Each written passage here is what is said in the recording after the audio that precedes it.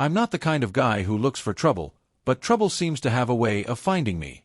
My name's Jake, and I've lived in this quiet suburban neighborhood for about 3 years now.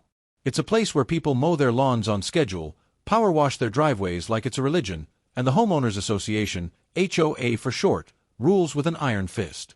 I never paid much attention to their endless rulebooks or their snooty letters about community standards. I paid my dues, kept my house in decent shape, and figured that was enough. But apparently, my Harley-Davidson parked in my own driveway was enough to set off a chain of events that'd make your head spin. It all started on a Tuesday morning, just after dawn. I was still half asleep, sipping my coffee, when I heard this god-awful banging at my front door. Not a polite knock, mind you, but the kind of pounding that makes you think the world's ending. Before I could even get to my feet, the door flew open with a crash, splintering the frame. 3 guys in uniforms stormed in, shouting, "You're in violation! You're in violation!" I'm standing there in my boxers, coffee mug in hand, wondering if I'm still dreaming or if I've woken up in some dystopian nightmare. These weren't regular cops.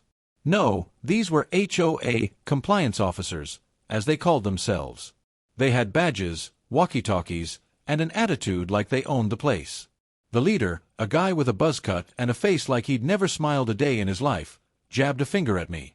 "You've been warned, Mr. Callahan.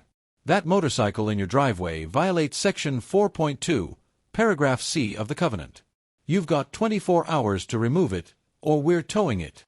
I was dumbfounded. Warned. I hadn't gotten any letters, no emails, nothing. And Section 4.2, Paragraph C? Who talks like that? I tried to explain that the bike was mine, that it was parked on my property, and that I'd been parking it there for years without issue. But Buzzcut wasn't having